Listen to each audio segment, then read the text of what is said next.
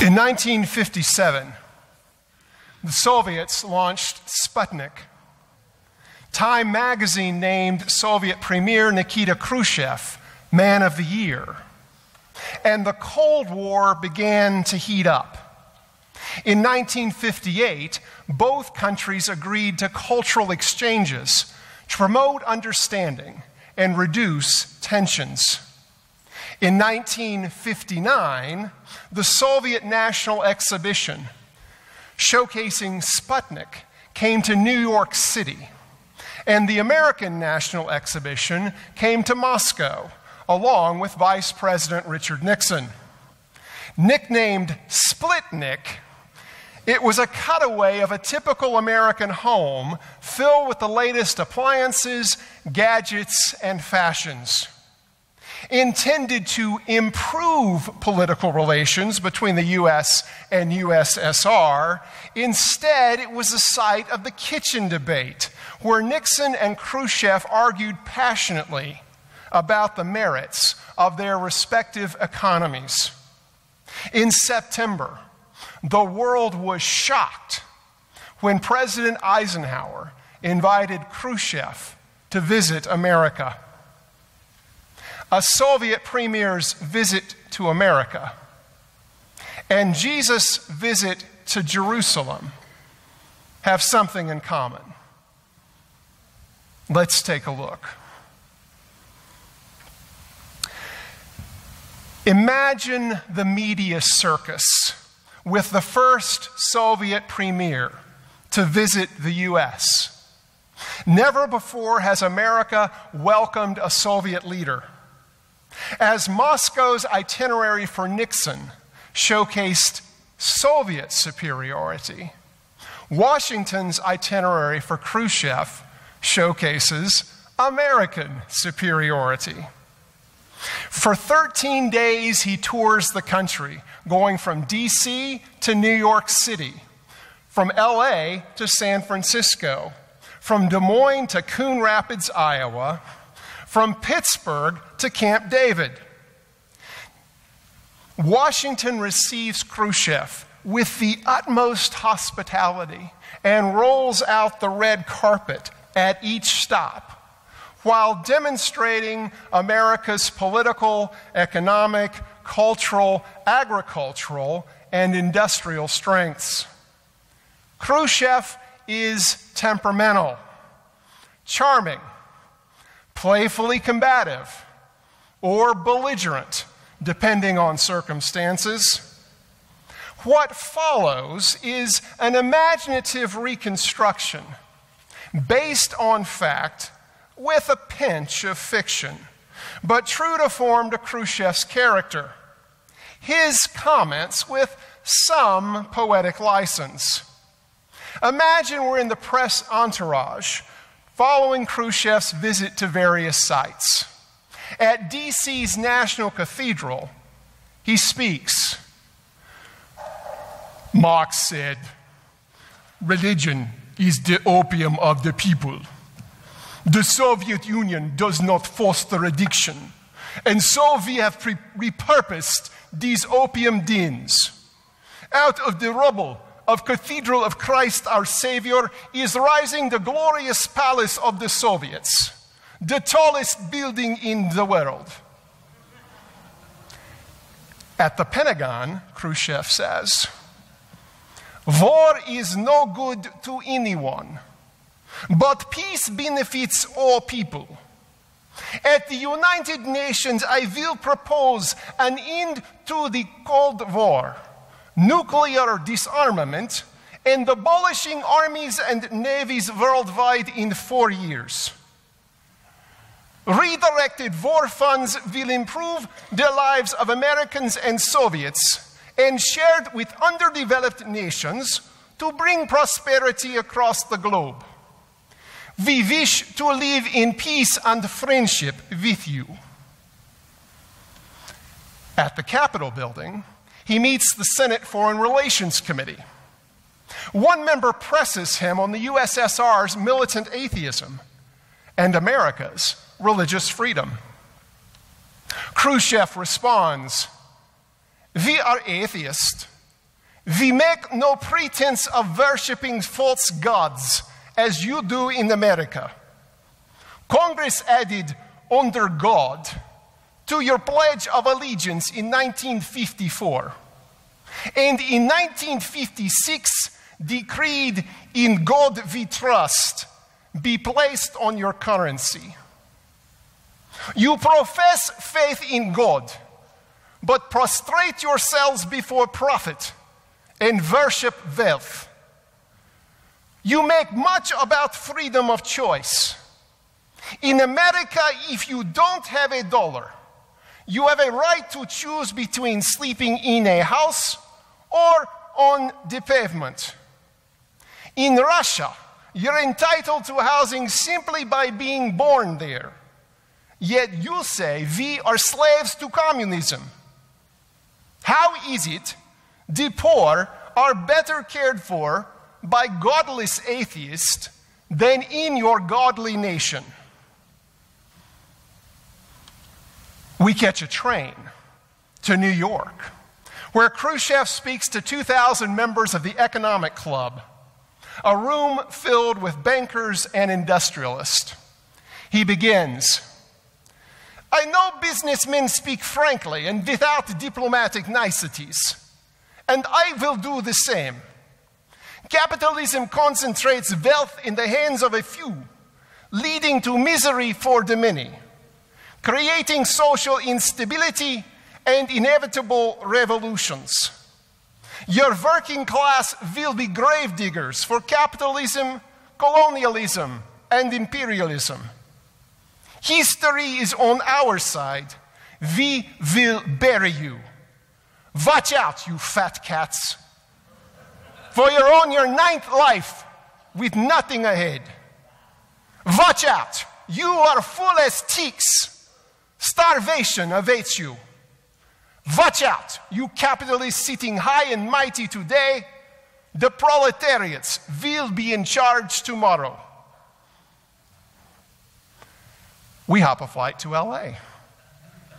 Driving to Hollywood's 20th Century Fox studio as onlookers jam motorways, Khrushchev watches a scene from the set of Can-Can with Shirley MacLaine and Frank Sinatra. A male dancer dives under MacLaine's skirt and emerges with what appears to be her red panties. The Russians sit in disapproving silence. At the luncheon, Khrushchev begins. As Stalin once said, "Cinema is the most important of all the arts.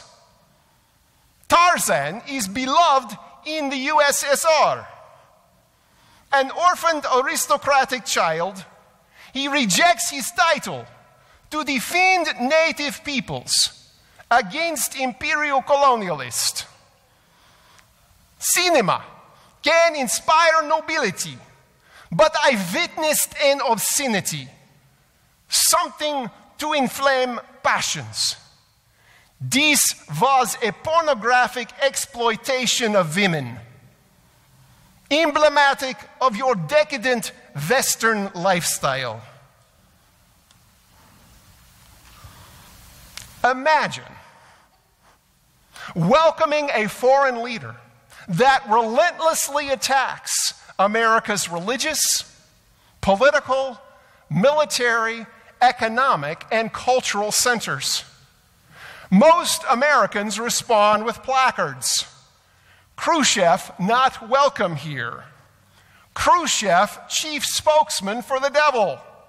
The only good communist is a dead one. Welcome in Khrushchev, electric chairman of the USSR, and today you make merry, tomorrow we you bury." California pinkos respond with "God bless Nikita" and "Welcome Prince of Peace." Imagine we're press accompanying Khrushchev's tour of America.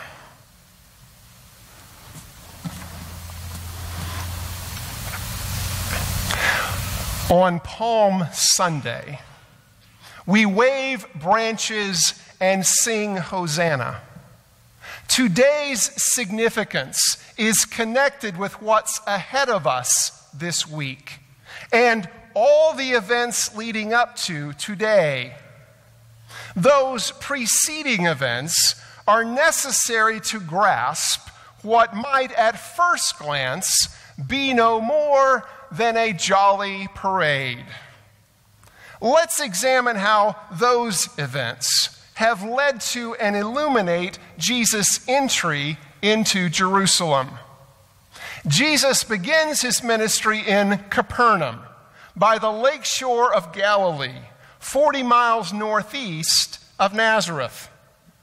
Ched Meyer, in Binding the Strong Man, calls this phase of Jesus' ministry the first direct action campaign. Jesus' assault on the Jewish social order in Capernaum.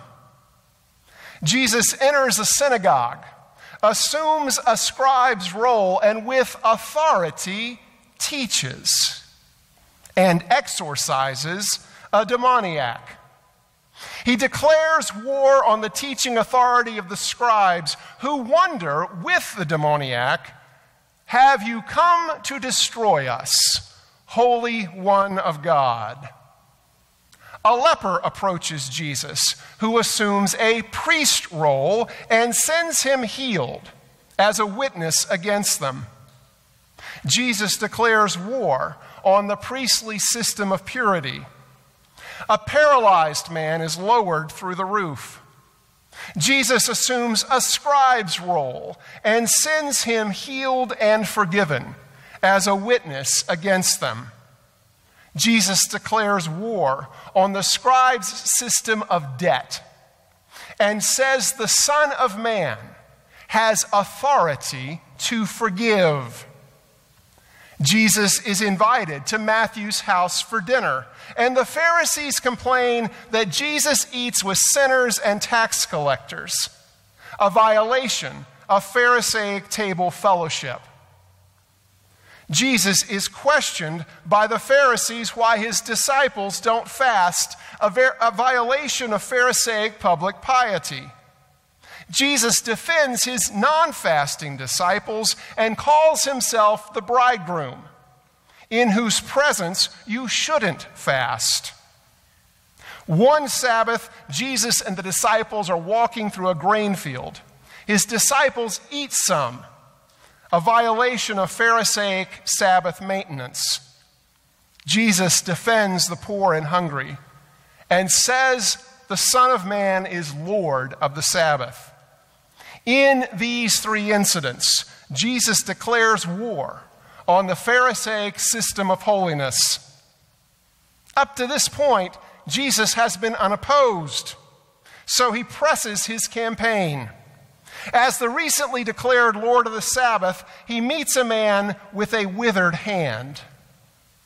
Under the glare of media lights, with hostile local officials hovering, he belligerently confronts them about whether to heal on the Sabbath. He takes the law into his own hands, deliberately and publicly healing the man's hand. In crossing that line, he declares war on the Herodian system of local control. They plot with Pharisees to destroy him. All these incidents occur in Capernaum. But he's just getting warmed up. Jesus heads home to Nazareth, where some Jerusalem officials have been summoned. His family fears for his safety and sanity in escalating his campaign from the local to the national level. Jesus doubles down and rebukes the outsider officials and his own family. He declares war on the Jerusalem scribes and kinship system who believe he's demonic or deranged.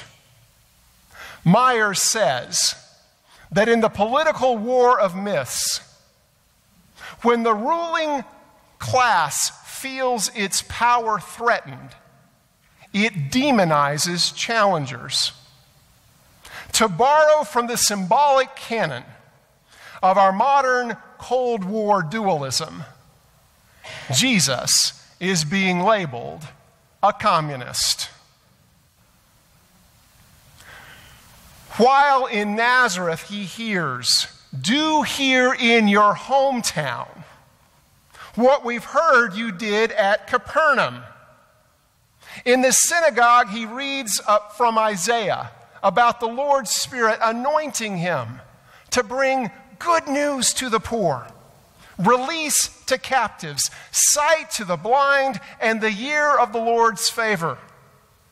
He deliberately leaves out the line that completes that quotation where it reads, "And the day of vengeance of our God." Jesus assumes a prophet's role and reminds them of God's partiality toward Gentiles. He declares war on a tribal God, and the enraged hearers want to throw him off a nearby cliff. Only Jesus has the power to bind the strong man Satan, whose interlocking oppressions, scribal, priestly, Pharisaic, Herodian, Jerusalem, and familial, are under assault by Jesus. Jesus says, "No one can enter the strong man's house and plunder his property without first tying him up." Jesus has declared war on the religious, social, economic, political, national, and familial values in opposition to him. Palm Sunday's significance can only be seen in the light of these preceding events. This background helps us better understand Jesus' entry into Jerusalem.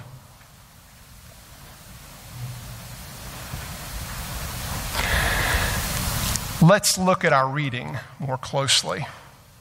Myers calls it the beginning of Jesus' second direct action campaign, his showdown with the powers in Jerusalem. Jesus comes as a popular king, ready to mount a nonviolent siege on the ruling classes. He has successfully tied up the strong men in Capernaum. Now he's entered their house in Jerusalem to do the same. He's aiming for the heart of the dominant systems of oppression. And it's time for a showdown between the powers and the one riding gallantly on his noble donkey. Jesus is engaging in a bit of street theater, a satirical farce against Pilate, who earlier that same day rode proudly into Jerusalem on a war horse with a squadron of Roman soldiers armed to the teeth. They'd come to beef up security during Passover and discourage troublemakers.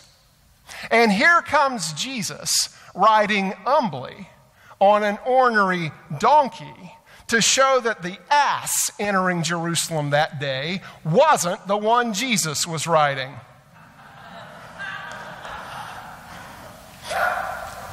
Lampooning Roman pretensions of power, strength, and dominance, Jesus is simultaneously deflating Jewish hopes of military deliverance, like Simon the Maccabee, who freed Jerusalem from the hated Greeks and was welcomed with praise and palm branches. Or like Solomon, who rode his father David's donkey and was anointed king in Jerusalem.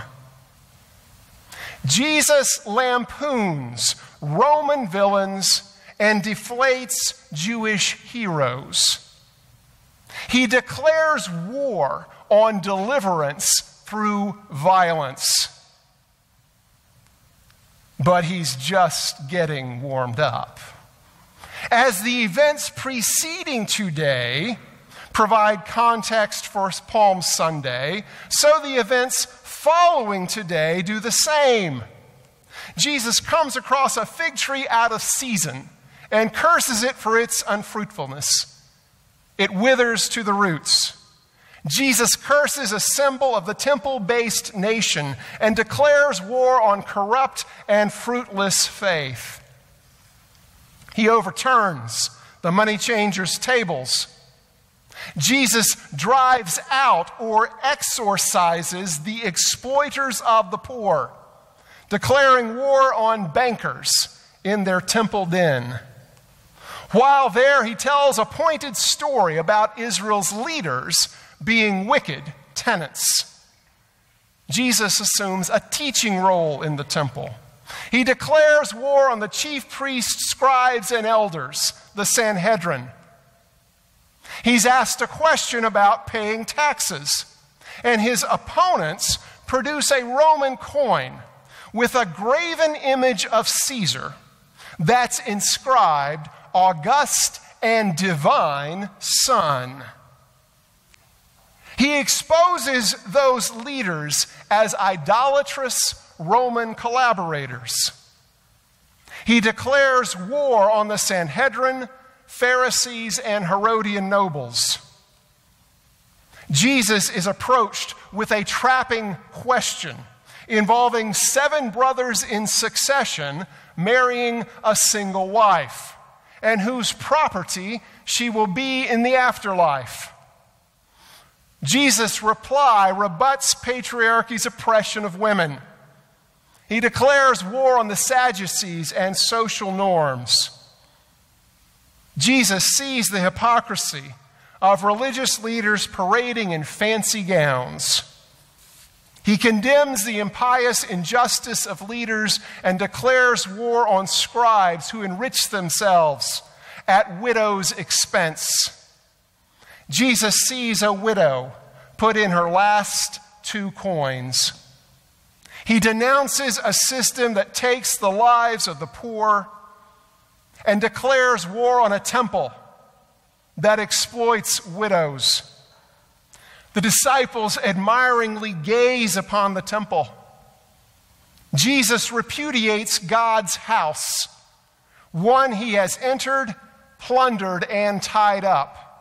This is the divided house that will no longer stand.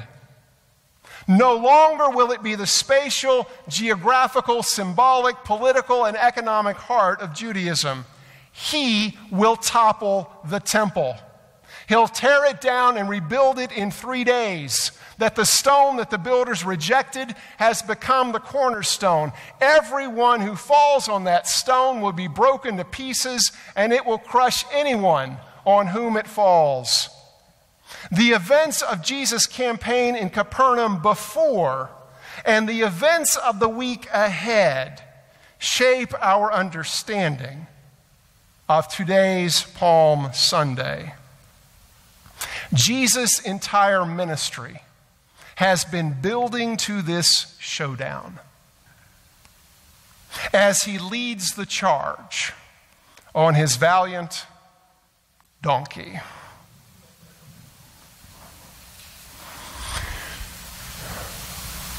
We stand with the crowd as a man of righteous anger is welcomed to town.